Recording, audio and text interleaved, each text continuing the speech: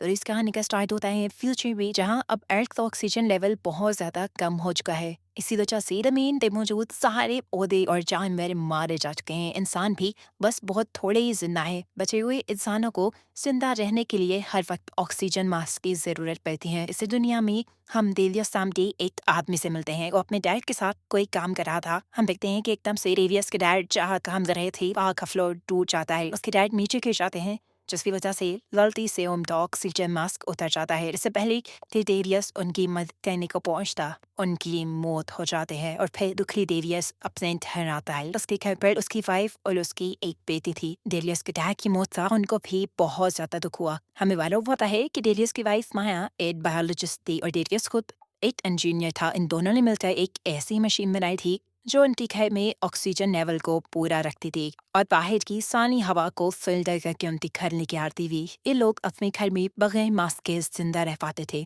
यहाँ इनके इस अंडरग्राउंड बनते हुए घर में सब कुछ मौजूद था। अगर ऐसे इन्हें किसी चीज की जरूरत पड़ती तो ये लोग ऑक्सीजन मास्क पहनकर बाहर की दुनिया से उसे ले आते। लेडी माया से कहता है कि कल को मैं डैड की क्रेव बनाने जाऊंगा और मेरे साथ कोई भी नहीं जाएगा, क्योंकि हमारे पास ऑक्सीजन के रिसोर्सेज बहुत थोड़ी हैं। यहाँ एकदम से उसको अपने ऑक्सीजन मशीन मैंने सिस्टम में भी बीप सुनाई देती है। वो जाकर चेक करता है तो उसे मालूम होता है कि जमीन तो ऑक्सीजन लेवल और गिर गया है। ऐसे में अब उनकी मशीन उन्हें इतनी भी ऑक्सीजन प्रोवाइड नहीं करेगी कि यहाँ पर 3 लोग जिंदा रह पाए। अब इनकी मशीन सिर्फ 2 लोगों को जिंदा रखने के लिए ऑक्सीजन बना पा रही थी। ये सब देखकर डेरियस बहुत ज्यादा परेशान होता है। अगली सुबह हम देखते हैं कि डेरियस अपने डैड की केव बनाने के लिए बाहर जाने वाला था। तो अपनी बिल्किस से कहता है कि अपनी मॉम का ख्याल रखना, बार बार जनरेटर चेक करती रहना और देखना कि मशीन में कोई प्रॉब्लम ना हो। माया और उसकी बेटी जोहरा को लगता था कि डेवियस शाम पे लौट आएगा, लेकिन उस शाम के बाद वो कभी वापस नहीं आया। 6 महीने गुजरे थे। ये लोग उसको ढूंढने भी नहीं गए, क्योंकि अतः ये लोग यहाँ से बाहर निकलते तो खुद मर जाते। इस बंकर में अब सिर्फ माया और जोरा ही रहती थी। उन्हें आज भी ये उम्मीद थी कि डेवियस वापस आ जाएगा। इस उम्मीद में ये दोनों जिंदा थी और एक दूसरे का बहुत ख्याल रखती थी। माया जो बायोलॉजिस्ट थी, उसने अब आहिस्ता आहिस्ता अपने इस बंकर से बाहर निकलना शुरू कर दिया था, क्योंकि उसे उम्मीद थी कि कहीं न कहीं वो इस जमीन को दोबारा से जिंदा कर सकते हैं। वो हर रोज यहाँ पर पौधा लगाती थी, इस उम्मीद से कि शायद कोई तो पौधा बढ़ेगा। लेकिन आज तक का नताया उसका हर पौधा मर रहा था। जोरा को अपने डैड डेवियस की बहुत ज्यादा कमी फील होती थी। यहाँ पे उसे अपने डैड बहुत याद आते थे और अब तो वो तन भी आ चुकी थी इस इंतजार से। इसलिए वो माया से कहती है, मॉम मैं बाहर जाना चाहती हूँ, मैं डैड को ढूंढने की कोशिश करना चाहती हूँ। जिसके जवाब में माया कहती है, बस जोरा बहुत हो गया। कितनी मर्तबा हमारी इस बात बहस हुई है और मैंने कितनी मर्तबा कहा है कि हम यहाँ से बाहर दूर नहीं जा सकते। अपनी मॉम का रूट बिहेवियर देखकर जोरा उनसे नाराज हो जाती है, लेकिन वो कितना भी नाराज रहती। अगले दिन माया जैसे ही बनकर से बाहर आई पौधे लगाने के, तो यहाँ आकर जोरा ने अपनी मॉम से माफी मांग ली। इससे पहले जब ये लोग अपने बनकर मेरे वापस जाते हैं, यहाँ पर 2 लोग दिखाई दिए, जिससे डर कर ये लोग बाहर ही एक गाड़ी के पीछे छुप जाते हैं। माया देखती है कि वो दोनों लोग इन्हीं के बंदर के पास जाकर जोर जोर से बनते मौक रहे थे, ऐसे जैसे उन्हें पता हो कि यहाँ कोई रहता है। इनको देखते हुए जोरा माया से कहती है, मुझे लगता है कि इन्हें किसी मदद की जरूरत है। लेकिन माया अच्छे से जानती थी कि अब इस दुनिया में किसी पे भरोसा नहीं किया जा सकता। माया का प्लान था कि जैसे ही वो दोनों इनके बंदर से दूर जाएंगे, ये लोग भागकर अपने बंकर में वापस जाकर छुप जाएंगे। इससे पहले कि वो दोनों लोग यहाँ से चलने चाहते, माया और जोरा दोनों की ही ऑक्सीजन मशीन भी पहनने लग जाती है, क्योंकि उसने ऑक्सीजन बहुत कम रह गया था। और ऐसे ही वहाँ पे खड़ी हुई औरत को इनके बारे में पता चल जाता है। जैसे ही वो औरत इन तक पहुंचती है तो देखती है कि वहाँ कोई नहीं था, चूंकि जोरा और माया पहले ही यहाँ से भाग चुके थे। इस लड़की का दूसरा साथी उनके बंकर की छत के ऊपर था। वो जोर जोर से चिल्लाकर अपने साथी को कह रहा था, पीछे देखो पीछे देखो। इससे पहले कि वो लड़की पीछे देखती, जोरा और माया दोनों उसे धक्का देते हुए अपने बंकर के अंदर घुस जाते हैं। वो लड़की खड़े होकर पीछे से चिल्लाती रह जाती है, प्लीज मेरी बात सुनो, हमें बस तुम्हारी मदद की जरूरत है, हमारी मदद करो। लेकिन माया उनकी एक नहीं सुनती। मंदिर के अंदर जाने पर जोरा और माया अपने बंकर की छत वाली विंडो से इन दोनों से बात करती है और कहती है, यहाँ से चले जाओ। दबाव में वो लड़की कहती है, नहीं मैं तुम्हारी मदद के बगैर यहाँ से नहीं जा सकती। देखो यहाँ से कुछ ही दूरी पर हमारा 100 लोगों का एक कैंप है और जद की जान खतरे में है। अगर तुमने हमारी मदद ना की तो सब लोग मर जाएंगे। मैं तुम्हें, तुम्हारी बेटी को और तुम्हारे हस्बैंड को बहुत अच्छे से जानती हो। तुम्हारे हस्बैंड का नाम बेलकिस है, वो मेरा दोस्त था। तुम माया हो, तुम्हारी बेटी का नाम जोरा है। देखो मैं सब जानती हूँ, बस मुझे इतनी सी मदद चाहिए कि मुझे तुम्हारे पंखे का ऑक्सीजन फिल्टर करने वाला सिस्टम देखना है, जिसके बारे में मुझे डेरियस ने बताया था। हमारे कैंप में सैकड़ों लोग रहते हैं और वहाँ पर भी सेम ही फिल्टर लगा है। हमारे ऑक्सीजन फिल्टर भी कुछ खराबी आ गई है। मैं बस तुम्हारे बना ऑक्सीजन फिल्टर देखकर उससे आइडिया लेना चाहती हूँ कि कैसे हम अपने फिल्टर्स को ठीक कर पाएं। जवाब में बाहर कहती है, मुझे टेरियस तो तुम्हारे बारे में कुछ नहीं बताया था, मुझे तुम पे तो लेट नहीं, और वैसे भी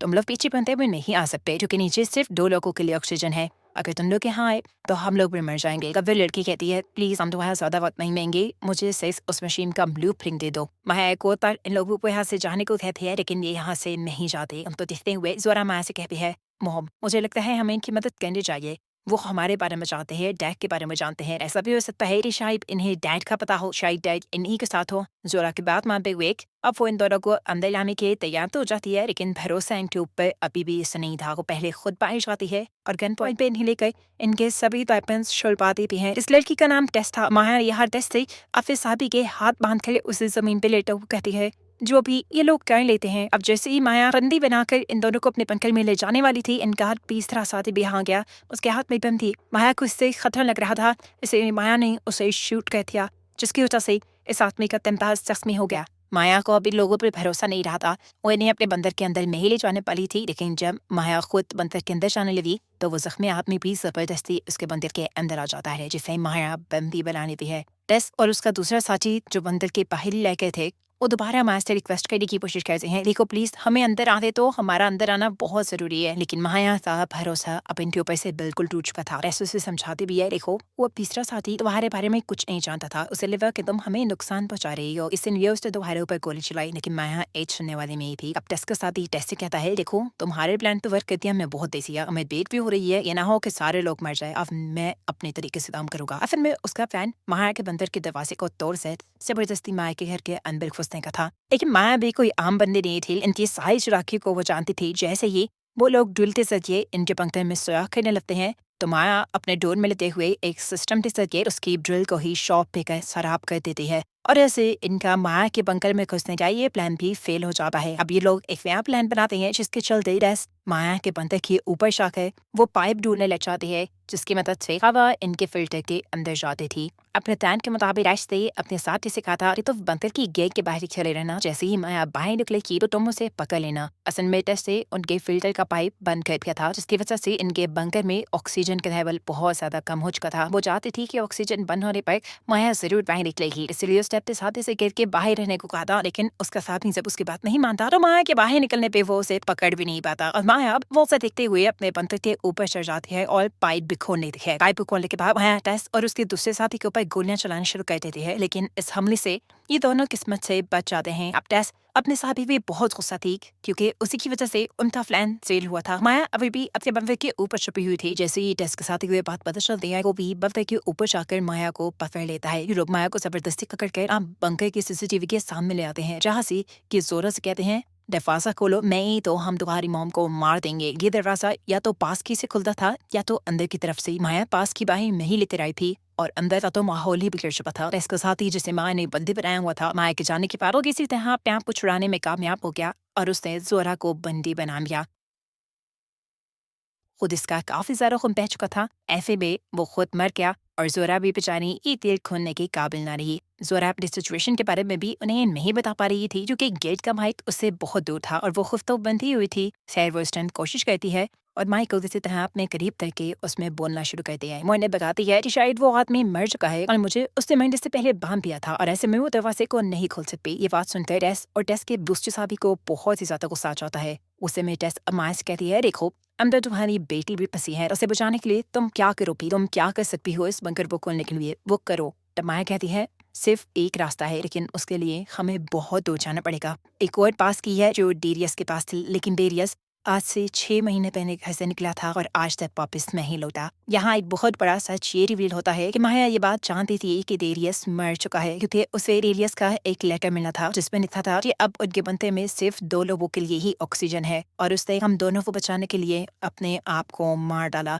वो कहती है, मैं चाहती हूँ कि डेरियस की लाश इस टाइम कहाँ होगी। डेरियस के पास से वो चाबी लेने के लिए अब टेस माया को लेकर यहाँ से निकल जाती है और अपने साथी को सख्ती से इस डोर के सामने रहने को कहती है। लास्ट में माया टेस को ये बात बताती है कि तुम्हें लग रहा है कि हमारी मशीन बहुत अच्छी है, वैसा कुछ नहीं। मकतूसियत के साथ साथ उसका ऑक्सीजन लेवल बहुत कम होता जा रहा है। एक वक्त ऐसा आएगा कि वो सिर्फ एक इंसान के लिए ऑक्सीजन बनाया करेगा ऐसे में हमारे पास बस बहुत थोड़ा वक्त है, हम खुद भी उस मशीन को मॉडिफाई करने की कोशिश कर रहे हैं। ये सारी बातें और डेरियस की मौत की बात अभी तक माया ने जोरा से छुपाई हुई थी। थोड़ी दूर जाने पे फाइनली माया को डेरियस की लाश मिल जाती है।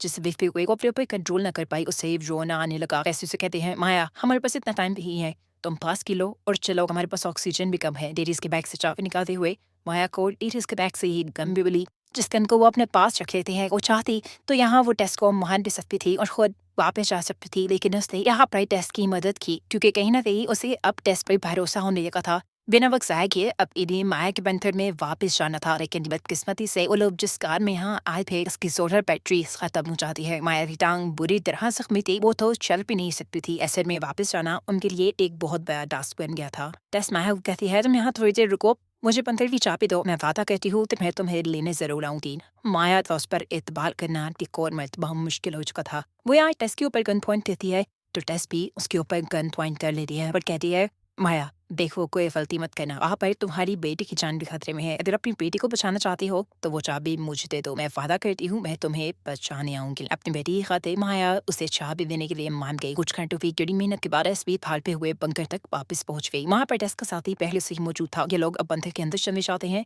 और इन दोनों को देखकर जोरा घबरा जाती है। वो इन दोनों से पूछती है, मेरी मोहन कहाँ है? राज जवाब में कहती है, वो ठीक है, उनका बहुत जख्मी था, वो यहाँ नहीं आ पाई, लेकिन वो जिंदा है, मैं चलती उन्हें वापस ले आऊंगी। जोरा पूछती है, तुम्हें एक और चाबी कहाँ से मिली? ये तो मेरी डैड चाबी थी, जैसे से दुख में ही देना चाहती थी, लेकिन मजबूरन उसे बताना पड़ा कि तुम्हारे डैड 6 माह पहले ही मर चुके हैं। और ये बात सुनकर जोरा टूट जाती है। यहाँ टेस्ट का दूसरा साथी अब टेस्ट के ऊपर गन तान देता है और गुस्से में कहता है, चलो चलो अपना काम करो, जल्दी से मुझे ब्लूप्रिंट्स दो। लेकिन टेस्ट उसे यहाँ कहती है, रुको मुझे कुछ वक्त चाहिए, तुम ये काम कर लो, मुझे बाहर को बचाने जाना है। लेकिन यह आदमी जोरा के ऊपर गन पॉइंट करके टेस्ट से कहता है, मुझे बस इस मशीन के ब्लूप्रिंट्स चाहिए, अगर तुमने मुझे ना दिए तो मैं इस लड़की को वहां दूंगा।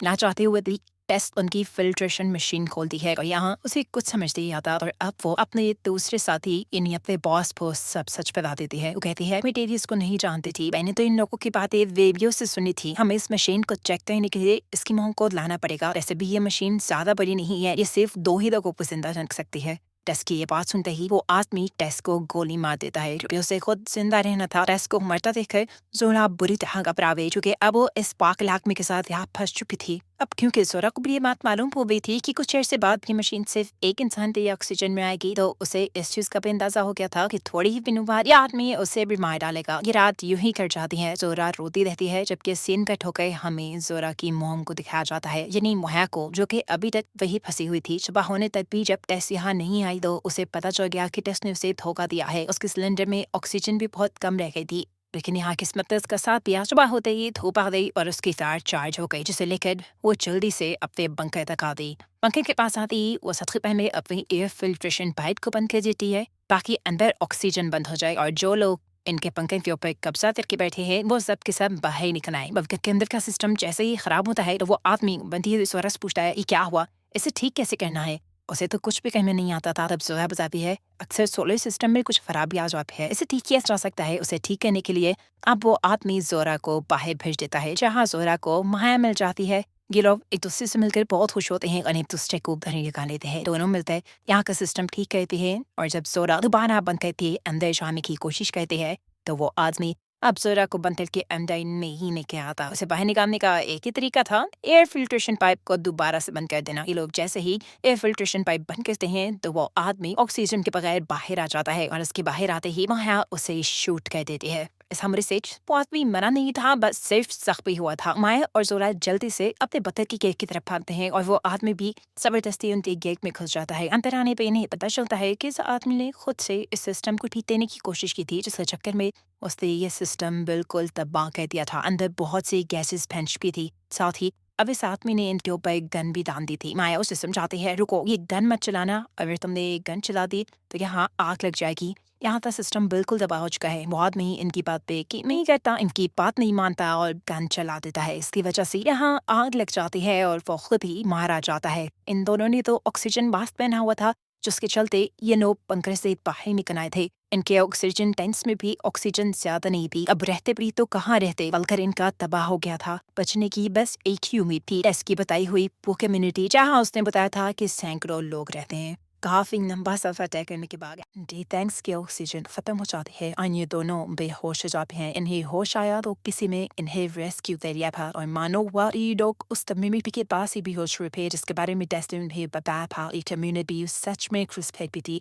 और यहाँ बहुत से लोग कहते थे माया और जोरा भी अब ये रेमिन लगे थे या पर de mano sabiyo ka chifi o red busiki med general pe Maya और जोरा भी यहाँ बन के चिकागो में साहबे भी है और इस कम्युनिटी के लिए ये रोज़ी और एयर फिल्ट्रेशन प्लांट बनाने भी है माया तो बेड बाउंस जिस थी उसने सरप टेरिशल्स पे भी बॉडल टाइम की पेरिटे निकाल लिए थे और दे उतने ने तो पेड़ इस फेब्रिलो में ये ओव्यूचा दे पीटे और अभी ना कभी ये आज दोबारा पहले जैसी हो जाए जी चाहे इसमें वक्त लगेगा और मेकिंग हो जाए जी अब प्लीज काम में अभी सिंग जोया पर माया भी बहुत खुश थी जिम्मे बिखारी हुई ये कहानी ये रत्न वजाओ भी है आप सब लोगों का शुक्रिया और अगर यहाँ तक आपने देखा है तो कमेंट करें बेस्ट मूवी ताकि आपका कमेंट पिन करें। अगर आपको और ऐसी मूवीज देखनी है तो इस वीडियो को शेयर करें और चैनल को सब्सक्राइब करके बेल आइकन प्रेस करें।